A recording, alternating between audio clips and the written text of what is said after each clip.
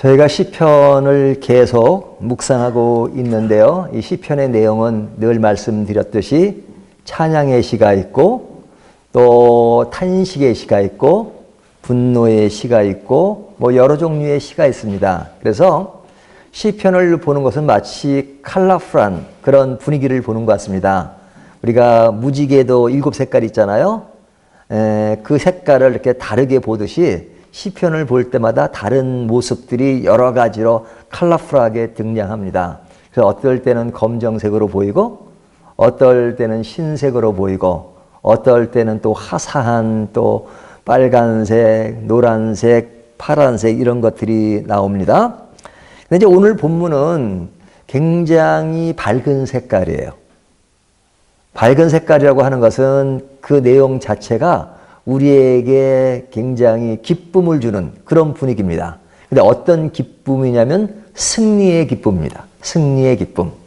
우리가 살다 보면 패배할 때도 있고 승리할 때도 있잖아요. 근데 패배할 때는 사람이 깔아앉고 좀 더 처지잖아요. 그래서 우울해지기도 하고 또 힘도 없어 보이잖아요. 하지만 승리하게 되면 그리고 무엇을 이루게 되면 굉장히 막 업되잖아요. 그래서 뭐 기분도 좋고 그 다음에 말도 빨라지고 높아지고 할 때가 있잖아요. 그런 분위기처럼 오늘 분위기는 속도도 빠른 것 같고 그 다음에 분위기가 굉장히 좋습니다. 왜 좋으냐? 승리의 기쁨을 노래한 시기이기 때문에. 그러면 어떤 승리냐? 이 당시의 이야기는 원색적인 승리예요. 이 원색적이라고 말하는 것은 뭐냐면 우리는 뭐 전쟁을 한다 그래도 실제로 나라 간의 전쟁은 그렇게 한지 오래됐잖아요. 뭐 50년대에 우리가 6.25 전쟁이 있긴 하지만 그 이후로 뭐 부분적으로 뭐 이렇게 여러 가지 사건들이 있긴 하지만 나라와 나라 사이에 일어난 전쟁은 못 겪었단 말이죠. 그러니까 53년 이후에 태어난 사람들은 전쟁을 모르고 살았어요. 그 전에 태어나신 분들은 전쟁을 경험하셨지만요. 그러니까 우리는 그런 어떤 물리적인 전쟁을 안 하고 살았습니다. 뭐 생활 가운데 전쟁은 늘 있죠. 사람 간의 전쟁도 있고 뭐 가정에서도 부부 싸움도 있고 하니까 그런 어떤 사소한 부부 간의 또는 사람 관계 속에 싸움은 있지만 그러나 큰 전쟁은 겪지 않았단 말이죠. 근데 지금 이 시편 당시는 전쟁을 많이 한 시대니까 특별히 본시를 기록한 사람은 다윗이니까 다윗은 이 전쟁을 많이 한 사람이잖아요. 그러니까 전쟁을 실제하고 나서 그 이후에 기록된 글이에요.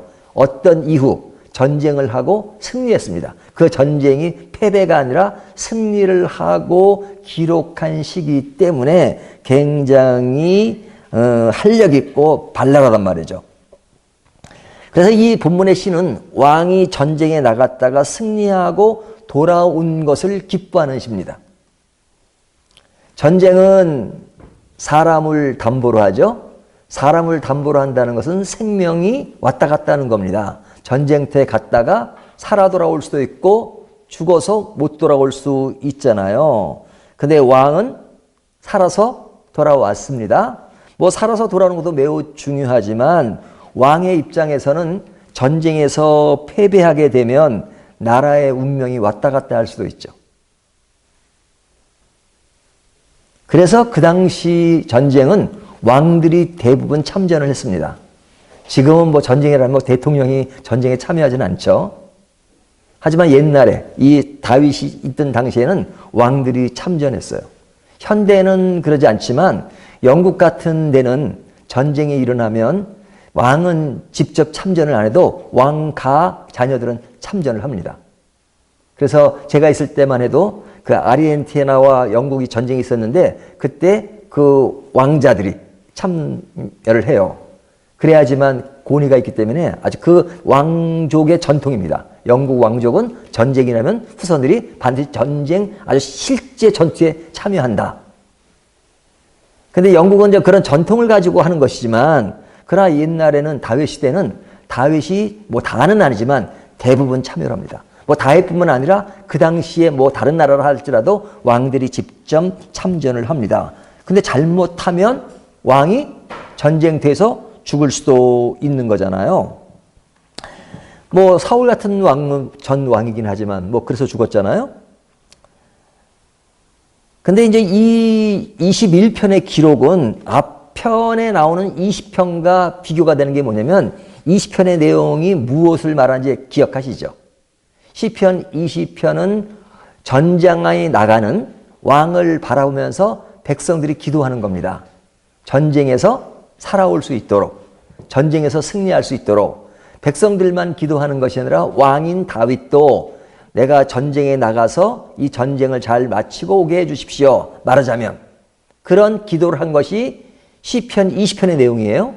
근데 오늘 시편 21편은 그 단계를 지나서 전쟁이 다 끝나고 승리한 것을 노래하는 이야기입니다. 그러니까 얼마나 기쁘겠습니까? 살아온 것도 기쁘고 전쟁에서 승리한 것도 기쁘고, 그러니까 이 모든 것들이 완료형이에요. 그러니까 전쟁은 완료가 됐을 때 기쁜 거죠. 전쟁 중이면 앞으로 어떻게 될지 모르는 겁니다. 지금 막 부분적으로 이기고 있지만 그러나 마지막에 질 수도 있잖아요. 그러니까 마지막이 끝날 때까지는 마음을 놓을 수가 없어요. 지금 상태는 전쟁 중이 아니라 전쟁이 완전 끝났습니다. 어떻게 끝났느냐? 승리로 끝났단 말이죠. 우리가 완전히 승리로 확정되기까지는 미확정이니까 초조하고 불안할 수밖에 없잖아요.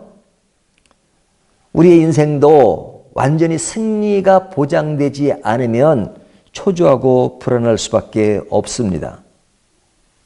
그렇기 때문에 승리하기 전까지는 우리는 불안한 요소들이 있어요. 근데 지금 다윗은 그런 과정이 아니라 완전히 끝나서 그것을 기뻐하고 감사하는 내용이죠. 이것이 오늘 본문이 주는 하나의 분위기입니다. 자, 그런데 이제 우리는 생활 속에서 승리를 기약하며 산다면 우리도 불안할 수밖에 없죠. 하지만 신앙적 의미에서 전쟁을 얘기할 때 우리는 앞으로 승리할 것이라고 성경은 말씀하지 않습니다. 너희가 승리할 것이다 이렇게 말씀하기보다는 완료형으로 씁니다. 너희는 승리했다. 그러니까 우리의 신앙이라고 하는 것은 깊이 들어가는 입장이라면 뭐예요? 승리하기 위해서 살아가는 사람이 아니라 승리해놓고 살아가는 사람이다. 완료형입니다. 승리해놓고 무엇을 통해서? 예수 그리스도의 십자가를 통해서 우리는 앞으로 승리를 보장받은 사람이 아니라 이미 승리하고 살아가는 사람들이다. 그래서 승리를 이미 한 사람들은 뭐가 있다고 늘 말씀드려요? 감사, 기쁨, 여유. 그렇죠? 그러니까 이 세상에서 승리를 완전히 이룬 사람의 여유는 굉장히 큰 것이죠. 그래서 그리스도인은 이미 승리한 사람들이라면 뭐가 삶으로 드러나야 돼요? 여유. 예수 믿는 사람들은 가만히 보니까 공부도 많이 안 했어. 근데도 여유가 있어요. 가만히 보니까 사회적으로도 대단한 위치에 있지도 않아요. 근데 여유가 있어요. 뭐 가진 것도 많지 않아요. 근데도 여유가 있어요. 뭐 가진 것이 있든 없든 배운 것이 많든 없든 어떤 상황이든지 그 여유가 있어요. 왜 그래요? 승리를 해놓고 살아가기 때문에. 그러니까 이 승리가 완료형으로 됐다는 것들이 우리에게 굉장히 큰 교훈으로 다가오는 겁니다. 왜? 승리는 완료됐을 때 기쁜 것이다. 기다리는 차원에서는 초조할 수밖에 없다. 우리의 신앙은 완료형이지 진행 중이 아니다. 물론 진행 중인 여러 단계를 거쳐서 삶의 하나하나를 이루지만 우리는 그렇게 함으로써 승리한다가 아니라 이미 승리를 보장하고 승리해놓고 모든 삶의 여정을 보내고 있다 하는 것이 우리에게 너무너무 큰 것입니다. 그것이 믿음이고 그것이 신앙인 거예요. 자, 이렇게 완료된 전쟁에 대해서 시편의 시인은 이 전쟁이 단순히 인간의 노력과 인간의 그 확고함으로 완전히 이긴 것이 아니라 하나님의 도움으로 이겼다라는 것을 지금 승리한 자의 여유로서 말씀을 하고 있습니다. 그래서 본문을 잠깐 보면요. 시인은 어떻게 노래하느냐. 1절을 보십시오. 여호와여 왕이 주의 힘으로 말미암아 기뻐하며 주의 구원으로 말미암아 크게 즐거워하리다. 자, 기뻐하며 즐거워합니다. 무엇으로? 주의 힘으로. 주의 힘으로. 다음에 주의 구원으로. 나의 힘과 나의 구원이 아니라 주의 힘과 주의 구원으로 말미암아 크게 즐거워하며 기뻐한다 이렇게 말하죠. 모든 초점이 누구에게 가 있어요? 하나님께 가 있죠. 2절을 보면요. 그의 마음의 소원을 들어주셨으며 그의 입술의 요구를 거절하지 아니하셨나이다. 자, 이 모든 것들이 기도에 응답해 주신 것을 감사하죠. 4절을 보면요. 그가 생명을 구하며 주께서 그에게 주셨으니 곧 영원한 장수로소이다. 생명을 구했을 때 하나님이 그것을 들어주시고 살려주신 것. 그러니까 전쟁에서 죽지 않고 살아온 것을 감사한 것이죠. 전쟁에서는 이겼어요.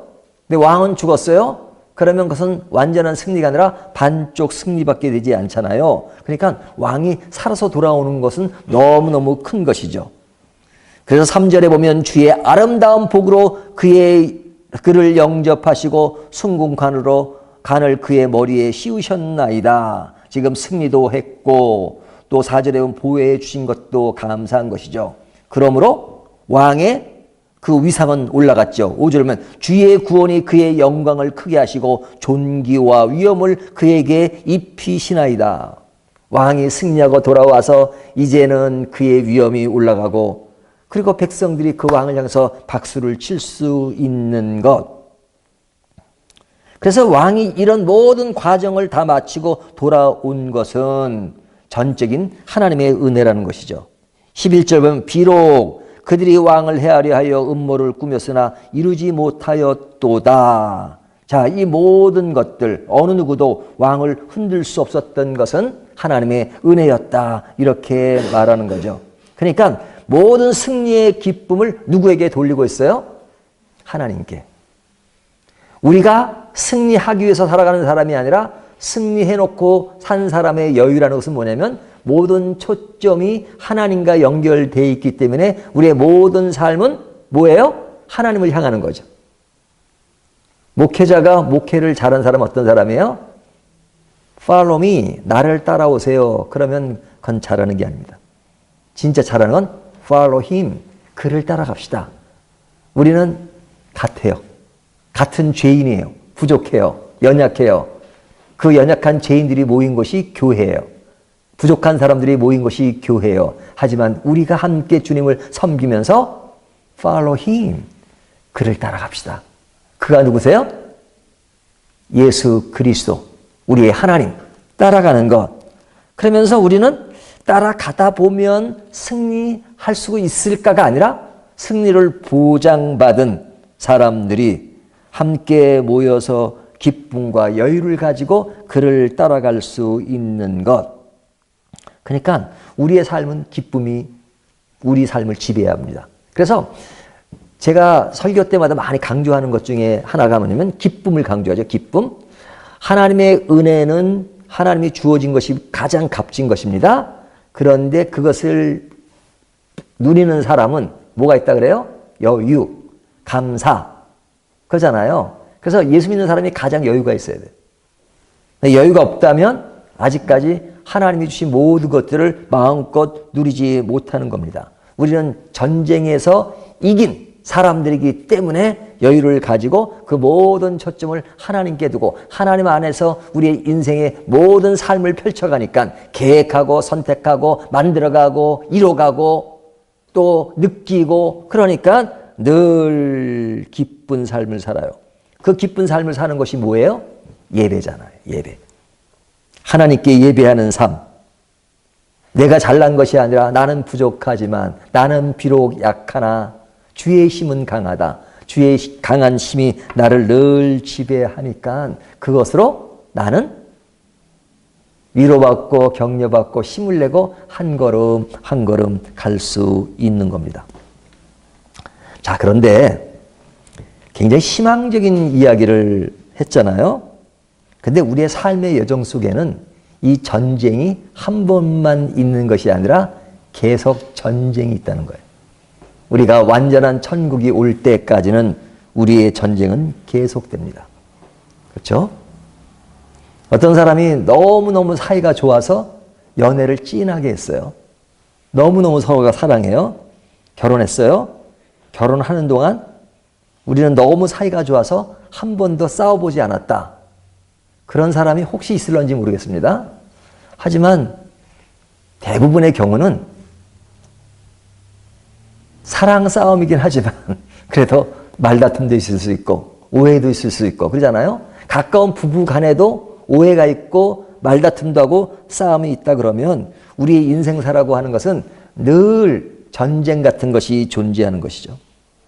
국가 간의 전쟁은 아니더라도 개인의 전쟁은 계속 있잖아요. 개인의 전쟁. 그 개인의 전쟁은 나 아닌 나와의 전쟁도 있지만 나와 자신과의 싸움도 있죠. 그래서 사실은 제일 힘든 전쟁이 뭐냐? 나 자신과 싸우는 겁니다. 왜? 제일 감추기 쉬운 것, 포장하기 쉬운 것이 나 자신이잖아요. 사람들에게 나를 얼마든지 숨길 수 있습니다. 그 숨길 수 있는 것, 그것을 가지고 싸우는 것이 많잖아요. 그러니까 그 싸우는 전쟁이 계속되기 때문에 그 전쟁의 하나하나를 보면 우리가 갑자기 기뻐하고 여유를 말하지만 어떨 때는 이렇게 사람이 꽉 이렇게 까부러지고 그리고 내려앉을 수 있고 그럴 때가 있잖아요. 제가 예전에 어떤 목사님이셨는데 예배 시간에 설교하러 딱 올라오더라고요. 굉장히 얼굴이 무거워요. 수심이 가득 찼어요. 아마 제가 예배 드린 예배 중에서는 그 예배가 가장 짧았던 예배가 아닌가 싶어요. 그분이 딱 올라오더니 강대상에 다른 순서가 있잖아요. 뭐 찬양도 하고 예배도 그 기도도 하고 다 그래요. 다른 분들이 다 하는 거잖아요. 목사님은 이제 그 당시 그분은 이렇게 설교만 하러 올라오는 그런 입장이었습니다. 딱 올라오더니 강대상에 서가지고 아무 얘기 안 하더라고요. 하여튼 얼굴은 굉장히 수심에 가득 찼어요. 그리고 한숨을 몇 번 푹 쉬더라고요. 그리고 어렵게 입술을 띄어요. 그리고 하는 말이 뭐냐면 여러분 사실 제가 지금 설교를 해야 되는데 설교할 기분이 아닙니다. 제가 집에 나오기 전에 제 아내랑 엄청나게 크게 싸웠습니다. 마음이 상해가지고 제가 지금 설교할 기분이 아닙니다. 그러니까 제가 오늘은 설교를 안 하고 넘어가겠습니다. 그러니까 여러분이 이해해 주시기 바랍니다. 하고 설교 끝. 제가 이게 꾸며낸 얘기가 아니라 실제 경험했던 얘기입니다. 제 경험 말고 어떤 분이 그렇게 하고 진짜 설교 안 하고 그리고 사회자가 그냥 다음을 진행을 했어요. 그래서 제가 일반 그 주일 낮 예배 시간에 가장 짧은 설교를 들어본 적이 있습니다. 설교할 기분이 안 났다는 거예요. 여러분 그런 이야기를 들으면 뭐 저러도 될까? 뭐 생각할런지 모르지만 그분은 그냥 자기 있는 그대로를 그냥 솔직하게 그냥 얘기한 거죠. 뭐 그런 것이 있다 할지라도 설교를 하는 게 더 좋긴 좋죠. 그 신학자들 중에 옛날에 칼빈이라든지 이런 사람들은 뭐 대단한 신학자들인데 그들도 그런 경험을 안 했을 리가 없죠. 어느 날 그런 종교 개혁자들도 부부싸움을 하고 강대상에 올라왔습니다. 근데 설교할 기분이 안 나는 거죠. 하지만 그 사람들은 이런 얘기를 해요. 내 마음속으로는 설교할 기분이 전혀 안 나오지만 그러나 그렇다고 설교를 안 할 수는 없다. 하지만 내가 일부러 감추면서 설교를 하려고 하지 않고 내 마음에 느끼는 그 감정, 그 아주 어려운 감정, 그 감정을 그냥 인간적인 면으로 다 녹아서 말씀을 전했다. 뭐 이런 고백들을 해요. 그러니까 그런 날 이렇게 승리의 기쁨의 주제가 나면 좀 힘들겠죠. 하지만 아마 이렇게 설교를 했을 겁니다. 성경은 우리에게 승리의 기쁨을 이야기하지만 나는 부부싸움을 통해서 무척 지금 승리가 내 마음속에 다가오지 않습니다. 내 마음은 굉장히 우울하고 내가 이런 승리를 누리지 못한 것은 나는 지금 승리를 한 것이 아니고 승리를 누리지 못한, 승리는 했지만 그러나 내 개인적으로는 그 승리를 받아들이지 못하고 아직까지도 패배의식에 사로잡혀서 살아가고 있지 않는가, 뭐 이런 식으로 가겠죠. 그러니까 그때 느끼는 그 감정을 그대로 피력하라, 뭐 그런 얘기를 해요. 근데 전 그런 얘기를 어느 정도 가지고 진행하는 사람도 있지만 아까 같은 분들은 너무 솔직하다 보니까 딱 그래요. 저도 옛날에 어떤 교회 설교하러 갔는데 와, 그 분위기가 너무너무 안 좋은 싸우는 교회였어요. 그래서 설교를 하는데 제가 준비한 설교를 할 수 없을 정도로 분위기가 삭막했던 그런 기억이 납니다. 그랬을 때 설교 내용을 좀 바꿨어요. 그때 뭐 막 그냥 이렇게 뭐 힘을 냅시다 뭐 그런 말씀을 전할 때가 아니었던 것 같아요. 그래서 그냥 잔잔하게 그런 어떤 그 인생의 고독 뭐 그런 차원에서 말씀을 전했던 기억이 납니다. 이 얘기는 뭐냐면 우리에게 구원은 확실하고 승리는 보장됐고 승리한 인생을 살아가지만 그러나 그런 삶의 전쟁은 아직까지는 그 날이 올 때까지는 우리에게 전쟁이 계속 반복되고 있다는 거예요.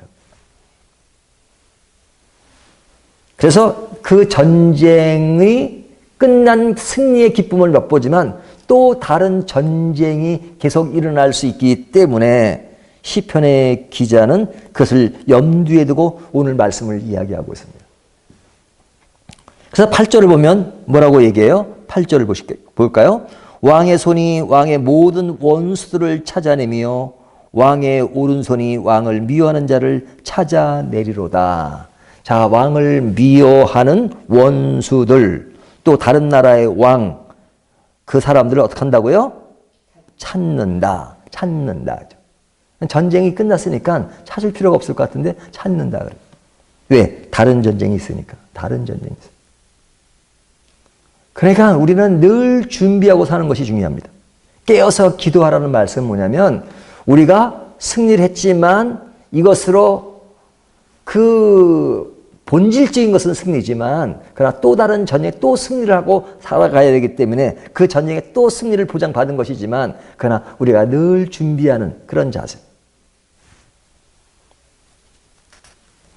9절을 보시면 왕이 노하실 때 그들을 풀무불 같게 할 것이라 여호와께서 진노하사 그들을 삼키시니 불이 그들을 소멸하리로다. 그러니까 또 다른 전쟁이라면 또 대적할 사람들이 있잖아요. 그 대적에 대해서 확실하게 소멸해달라고 얘기하고 있는 거죠. 그것은 뭐예요? 또 다른 전쟁을 준비하고 있는 거죠. 전쟁은 내가 일으킬 수도 있지만 전쟁이 다른 사람에 의해서 일어날 수도 있잖아요. 그러니까 늘 준비하는 것. 우리는 이런 물리적인 전쟁은 아니지만 삶의 전쟁 속에서 늘 자신을 가다듬고 자신을 준비하고 자신이 그런 어려움 속에서 살아갈 수 있는 길, 무엇으로? 믿음으로 살아갈 수 있는 일들. 그래서 내가 무엇을 방어해야 되고 무엇을 조정해야 되고 무엇을 지켜야 되고 무엇을 가다듬어야 하는 그런 것들을 늘 생각하는 것이 중요하죠.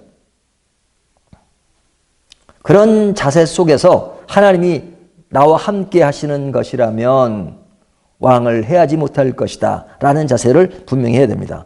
11절 비록 그들이 왕을 해하려 하여 음모를 꾸몄으나 이루지 못하도다. 왜? 하나님이 계시니까. 왕을 해하려 하는 자는 결코 잘 되지 않을 것이다 라는 것이죠. 그러니까 왕은 누구를 믿고 그러는 거예요? 하나님을 믿고. 그러니까 저와 여러분 생활 속에 완전히 보장받은 그분은 누구세요? 하나님이잖아요. 하나님과 친해져야 돼요. 하나님과. 어느 누구보다도 하나님과 친해져야 되는데 왜 하나님과 친해지지 않을까요? 보이는 사람이 더 우선이 될 때가 있잖아요. 보이니까. 그리고 더 보이니까 신뢰감이 가는 것 같아요. 보이지 않으면 신뢰감이 안 가는 것 같아요. 하지만 하나님은 완전하십니다. 하나님과 친하면 끝나. 근데 하나님과 친해지려고 하지 않아요. 내 욕심과 내 주관과 이것이 지배하니까. 그래서 믿음이라고 하는 건 다른 게 아니라 하나님께 그냥 다 맡기는 거예요. 하나님께 맡기고 하나님께 미루고 하나님 도와주십시오. 하나님이 하라는 대로 하겠습니다. 이것이 신앙이잖아요. 그러니까 그러려면 하나님과 친해져야 돼요. 하나님과 친해지는 것은 어떻게 친해지는 거예요? 굉장히 원시적이에요. 기도와 말씀이에요. 기도와 말씀.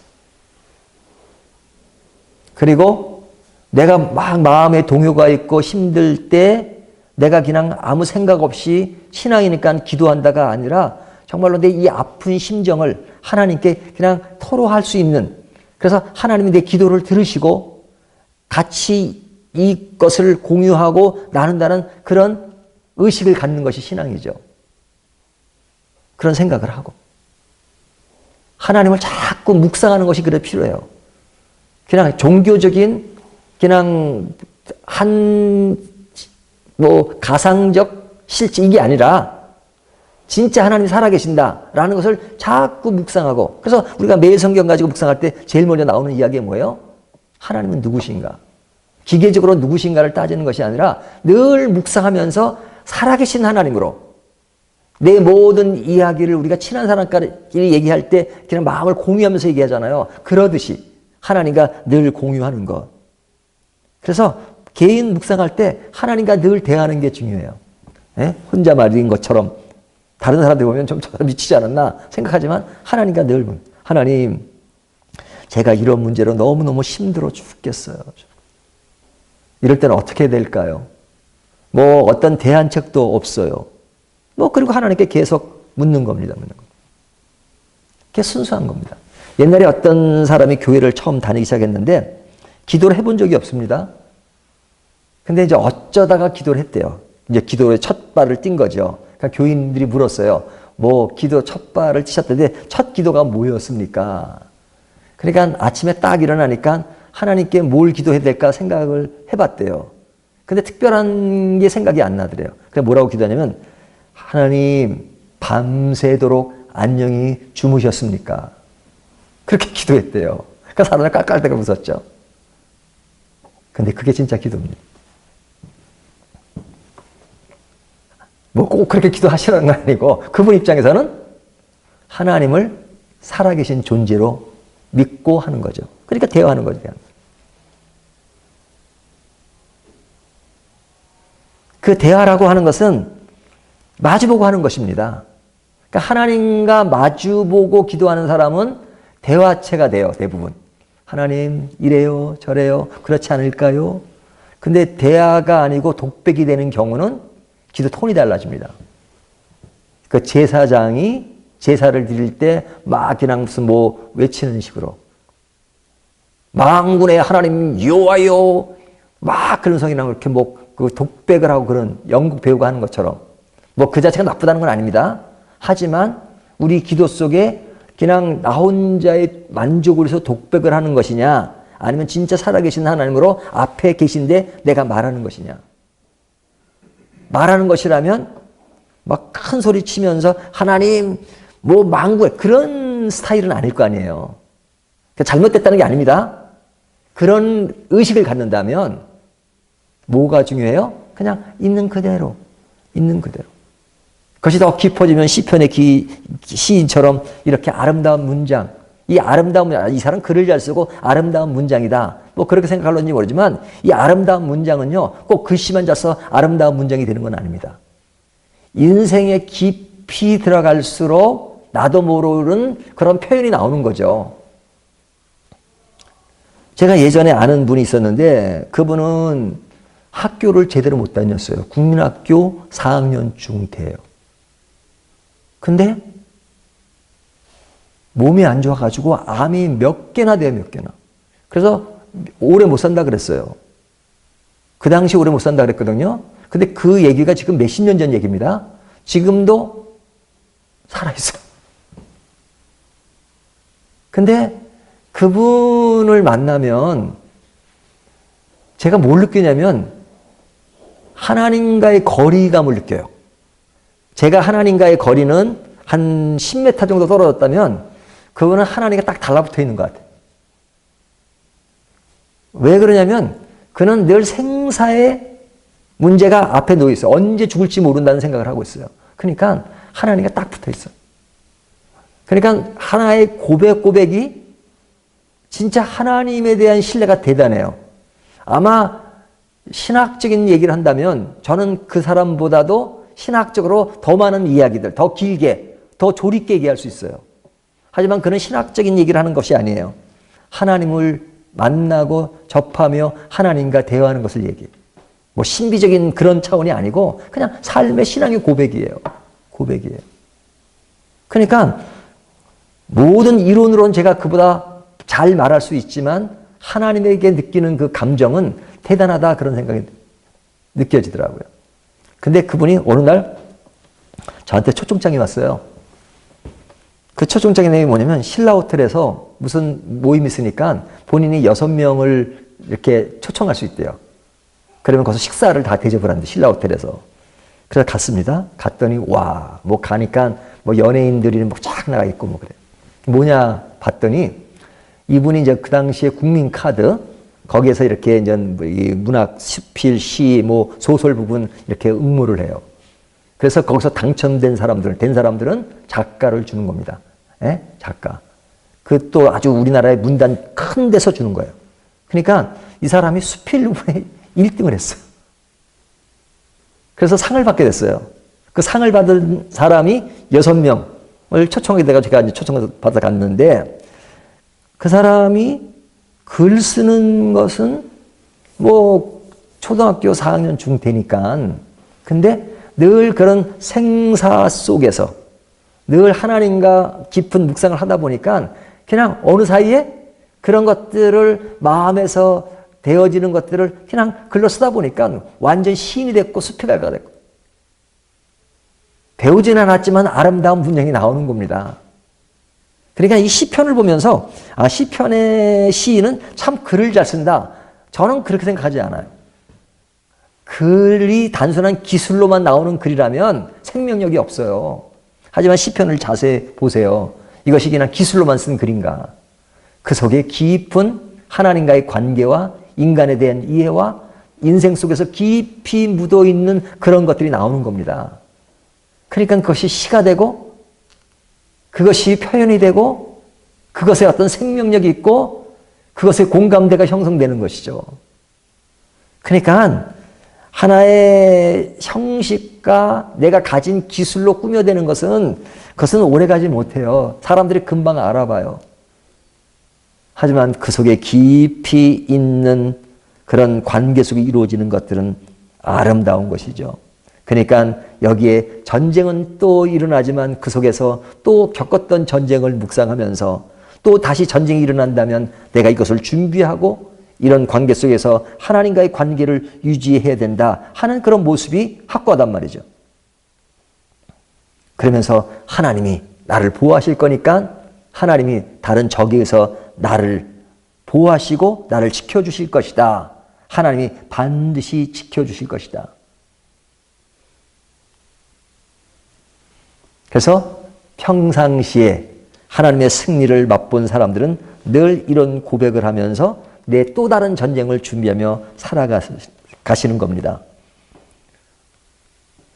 우리들의 계속된 전쟁을 어떻게 풀어가야 하는가 말씀드린 것처럼 늘 신앙으로 무장하시면서 말씀과 기도로서 그리고 예배로서 기회가 올 때 또 위기가 올 때마다 어떤 자세로 풀어가는 것이 우리의 신앙을 아름답게 하는 것인가 하는 것이 오늘 말씀을 통해서 우리에게 주는 메시지의 교훈입니다. 다시 한번 정리하면 우리는 승리하기 위해서 살아가는 사람이 아니라 승리해놓고 살아간다. 그것을 전제로 하고 계속되는 전쟁이 온다 할지라도 그거는 확고한 믿음의 자세를 가지고 나간다면 더욱더 준비하고 더욱더 나를 지키면서 하나님과의 관계 속에서 아름다움을 풀어가고 그런 속에서 힘들지만 여유를 갖고 살 수 있다. 그러니 우리들도 그런 것을 마음껏 누리자 하는 것이 오늘 본문의 말씀입니다. 이 말씀을 함께 누리는 저와 여러분이 되기를 간절히 바라겠습니다.